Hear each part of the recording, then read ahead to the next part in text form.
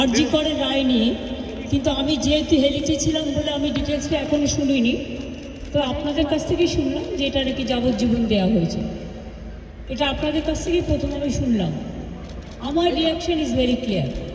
আমরা প্রথম দিন থেকেই ফাঁসির দাবি করে এসছিলাম এবং আজকেও আমরা সেই দাবিতে অটুট আছি। কিন্তু আদালতের রায় ন্যাচারালি এখন সবাই মিলে কি বলবেন আমি জানি না, বাট আমার কথা আমি বলতে পারি বা আমার দলের বক্তব্য যেটা হচ্ছে, আমরা 3টে কেসে আপনারা দেখেছেন 54 দিন থেকে 60 দিনের মধ্যে আমরা ফাঁসি অর্ডার করিয়ে দিয়েছি।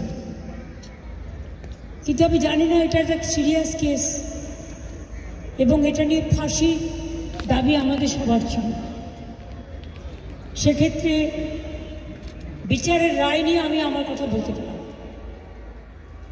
আমরা এটাই বলেছিলাম, আমাদের হাতে কেসটা থাকলে আমরা কিন্তু অনেক দিন আগেই ফাঁসির অর্ডার দিয়ে দিতে পারতাম, ফাঁসির অর্ডার করে দিতে পারতাম। আমি জানি না কিভাবে লড়াই করেছেন, কি যুক্তি, আপনারা তো লয়াররা জানেন। সুতরাং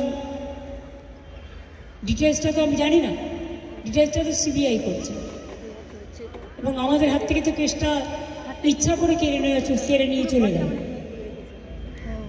আমরা তো বলেছিলাম আমরা যদি করতে না পারি তাহলে আপনারা সিবিআইকে দিন, আমার কোনো আপত্তি নেই, কারণ আমরা চাই বিচার হোক।